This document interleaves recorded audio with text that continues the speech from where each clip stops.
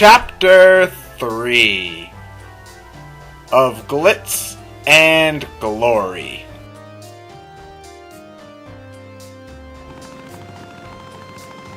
Hey guys, it's ExandShadow, and welcome back to Let's Play Paper Mario: The Thousand-Year Door. Last time we had a West Side story, and in this part we're finally starting Chapter 3, which is, in my opinion, where the game really starts heating up, really starts becoming awesome.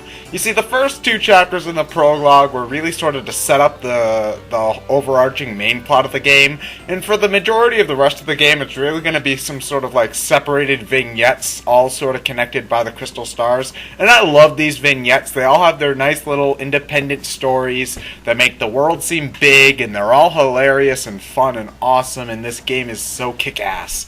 So anyway, yeah, we're going to land on Glitzville. Let's see what it's like after this loading screen. There we go, game. I knew you had it in ya. Ooh, very fancy. I wonder how this town stays afloat. You know, does it run on gas, or do they even have gas in the Mario? Well, I guess they do, because Toadsworth talked about refilling his ship. I don't know. Questioning the logic in a Mario game is never a smart idea. But yeah, they do a good job at making this town feel vibrant, even though there really isn't a lot of people here. Well, that's mostly just because most of the people are actually in the Glitz Pit, which is where we're going to be spending most of the chapter. But there's some stuff you can do out in the main town section before you actually try to progress with the plot. So we're going to do a little bit of that beforehand.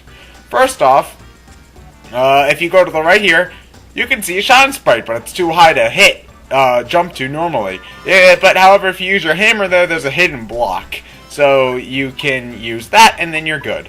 For a while, I didn't know that the hidden block was there, and I thought you had to wait until you got a later upgrade in order to get that shine sprite. But nope, you can get it now, which is good.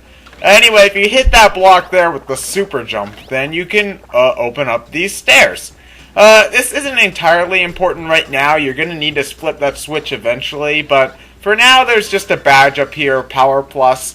That can be very useful, but the thing is that it takes up 6 badge points, which, you know, is a lot. So I'd hesitate using that one, if I'm going to be perfectly honest. So anyway, let's go inside the Glitz Pit, which is the main attraction in Glitzville. You know, this is where all the fighters have their fights, I guess. Ooh, look at that. The chicken thing. Huh. Whoa, totally awesome! Check it out, Mario. Someone's about to catch a beating up there. That's right! I think it's about time for you to feel the rock! Oof. Stay down, Pincushion. You don't want more of this. Why'd you even show up? Yeah, you hear me talking, Wimpy. Stay out of the ring or feel the burn, baby. Tell you what, do a million push-ups and then come see Uncle Rockhawk. I'll give you a world-class spanking and send you back to Mama again. Hoo-wee, champ. That was grade A whooping. You call that a match? There ain't a fighter out there who can challenge me. No, no one can. Hear me? Ain't a fighter out there that can even make me sweat. They're all a bunch of little crybabies running around in stinky diapers. You got a bone to pick? Come fight me. Bring it. I'll bring it on anyone. You weaklings might as well stick to video game fighting, okay? Because I'll hurt you. Yeah, #1, baby. Rockhawk is the champ. Ha ha ha ha ha.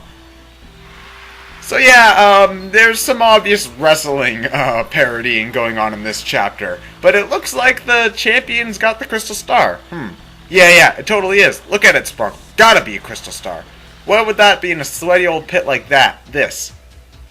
So, let's see. What do you think we ought to do? We can't just steal that nutcase's belt, can we? This stinks. What do we do?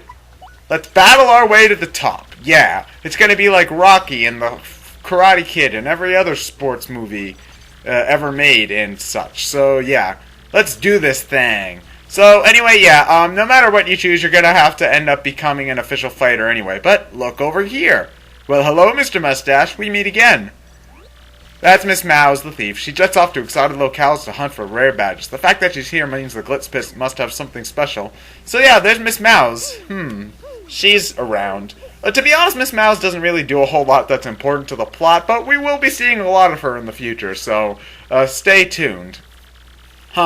Looks like the old champion's gone. Interesting. Yeah, we'll be finding out more about Prince Marshall later, but I decided to show that, piece of dialogue just because it is some foreshadowing. So anyway, in order to become a fighter in the Glitz Pit, we gotta talk to Mr. Grubba. So, let's go. Yeah. You can go on any side of the ring you want in order to go through either the blue side or the red side. I just like to go through the red side because, well, I like the color red. Yeah. As if you couldn't tell by my choice of clothing, you know, red hat and such. So anyway, let's go talk to Grubba. Who in darnation are you, son? And who let you in? This is Grubba's office. Yep, that's me, Grubba. And you're one rude dude coming in without knocking.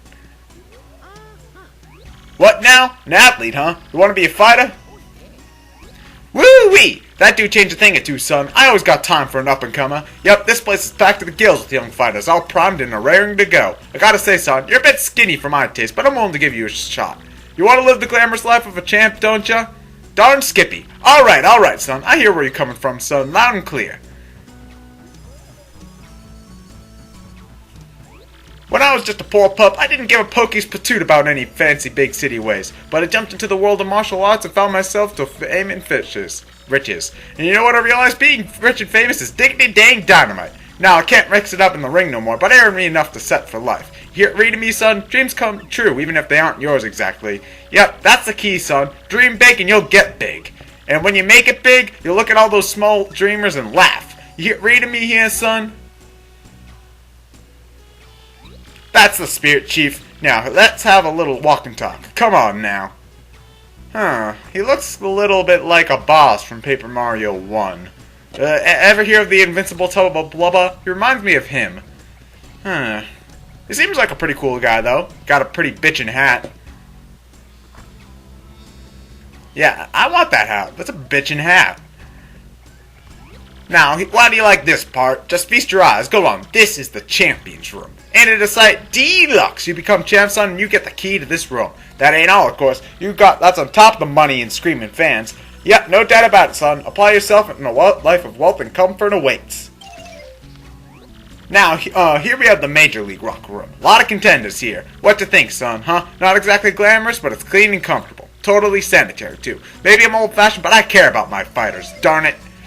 Now, I'm sure you know this already, son, but there ain't not one world champion. Clawing your way to the top and taking the belt to become champ ain't an easy thing. But that's the point, son. Wouldn't it be worth it if there weren't no challenge? I can see that you got the fire for it too, pard. You got the eye of the tiger right there. You're gonna be the champ, and I can just feel it. Never been so sure about a fighter. Oh, hey, one other thing. You gotta sign an itty-bitty contract to be a fighter. Ain't no thing. Just take a second or two of your time. Just jot your name here, okay? Okay, let's sign our soul to the devil. No problem. Wait, hold on. I'm reading this, and it says that I need to give 99% of my profits. Oh, shit. Bam. Hooey! I got it. From now on, you're going to be the Great Gonzalez. Ooh, ain't that a beaut? Dang it if that ain't a stroke of genius. A name that good comes around once in a lifetime. Yep, everyone will soon bow before the Great Gonzalez. Make me proud, son. Well, now that we've got our business side out of the way, Jolene, could you come in for a minute, darling? Yes, sir. You wish to see me? Sure did, huh, Jolene? This is the Great Gonzalez, the newest rising star. Be a peach and take him down to the minor league locker room, alrighty? Right away, sir. Mr. Gonzalez, if you would be so kind, please follow me. Huh. So Grubba's got a hot secretary, huh? Didn't take him for that kind of guy, but I guess I shouldn't be entirely surprised. First and foremost, whatever Mr. Grubba says goes. Period. You must do what he says. Also, as per your contract, you cannot quit until Mr. Grubba releases you. There are many other small guidelines I will explain as they become relevant. Ugh. This locker room kinda sucks. Well, here we are. This is your locker room. You're starting in the minor league, of course, as you've just now started your career. If you don't like this dingy room, I suggest you work your way up through the ranks. When you're ready to fight, you just log into this computer terminal here. Mr. Grubba will then decide who you'll match up against. You will have no say in this. Why don't you try it once? Walk up to the screen and log on with A. Then pick Reserve a Match. So this is pretty much what we're going to be doing for the rest of the chapter. We're going to be fighting our way through the Glitz Pit. We'll take on a match. If we win the match and fulfill the requirement that Grubba gives us. Like, he'll say, like, appeal once, or don't use your hammer, or something like that. If we win and follow the instructions the right way, we'll move up a rank. And if we make our way all the way to the champion, well, we're the champion. And theoretically, we should get the Crystal Star. So that's pretty much what we gotta do in this chapter. It's a pretty combat-intensive chapter, so there's not going to be as much cutting as there was in chapters 1 and 2. So it's going to end up actually being one of the longest chapters that we have in the game, at least when it comes to this LP. You know, we're going to be spending more time in chapter 3 than pretty much any other chapter. But anyway, we're going to have our first fight soon, so it's not that big of a deal. We're going to be fighting against the Goomba Bros, so not too big of a deal. So yeah, you just gotta wait for the security to come in. I assume that this is hiding a load time for something. So yeah, let's go. Gonzalez, match time. Follow me, bub. Okay, security's here to escort you to the ring. Try not to get completely destroyed out there. Well, thanks for the vote of confidence, Miss Jolene. I'm glad you appreciate me. So anyway, let's see what we got here. Goombas. Huh. So squaring up next, folks, are the Hoppin' Hardheads, the Goomba Bros. And a newcomer with a hankering for hammery, the Great Gonzalez. The Goomba Bros have been wearing and getting to all head up. I can't read. How do, Goomba Bros? How y'all feeling today? You ready for this fight? Ha! Are you kidding, man? We're always ready to bonk a fool or two. Who is this Gonzalez rookie? A cocky idiot, that's who. Waiting just makes us mad. We're going to teach this tardy punk how to respect fighters with seniority. Maybe you ought to call up an ambulance for him, just to save time later. Hot diggity dang, fight fans. There's the Great Gonzalez now, striding on up. I tell you, this rookie's got some guts strolling up late like he owns the place. Ooh! Okay now, Gonzalez, let me just explain the rules of the match real quick. Have a bonk, punk. Hey, you cheating bitch! Ow! So yeah, basically this is how the fights are gonna work. We're gonna have to appeal to the crowd because that's our fight requirement for this match, and then we gotta beat the shit out of these Goombas. Like, that's going to be difficult. So anyway, since I've got the multi-bounce badge, this is going to be ridiculously easy. I'll just have Goombella appeal right there, and then I choose the multi-bounce, and then they're all done in a second. There's a lot of unique enemies in the Glitz Pit, so we're going to be seeing a lot of new enemies that'll pretty much just be like mini-bosses, actually. But for the first few fights, it's just going to be mostly enemies that we've already seen, or variations thereof. Nothing too hard to start off. The first 10 fights are going to be in the minor league, and those are usually pretty tame, but once we get up to the major league, we're going to have a bunch of mini-boss fights in a row. Thankfully, you can rest up in the bed in the locker room between each fight, and that's pretty much just a full health restore. So, yeah. And it's free, too. You don't have to pay like if you were using an inn or a heart block. However, the bed does not replenish your special points, so there's that to think about. So anyway, yeah, also after each fight, we're given money from Jolene here. But however, we got 3 coins. Well, thanks. I might be able to buy a dried shroom to eat for dinner. Thanks. How do these people survive off of this sort of money? You know, it's like, if a mushroom's 5 coins, okay, and let's just assume 1 mushroom is 1 meal. That means a full day, enough food to last a day would be 10 to 15 coins, depending on if you eat breakfast late. Well, let's just say 10 coins, okay, 2 meals a day. At that rate, you would have to do 4. You'd have to win 4 fights a day in order to survive.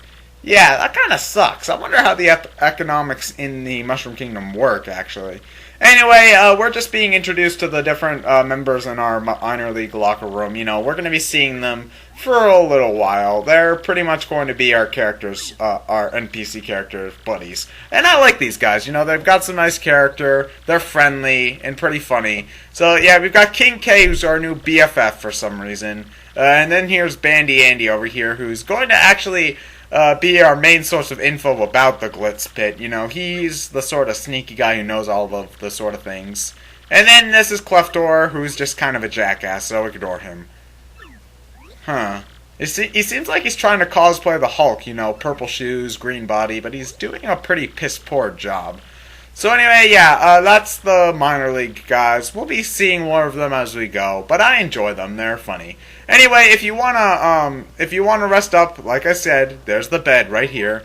It's free. You don't have to worry about it. It's relatively quick. It reminds me of the Toad houses from Paper Mario 1, but you know we don't have those anymore. And if you want to save the game, you just got to go out to the hallway and go to the save block. But anyway, next part we're going to be delving deeper into the Glitz Pit tournament. I'm ExandShadow, and I'll see you guys later.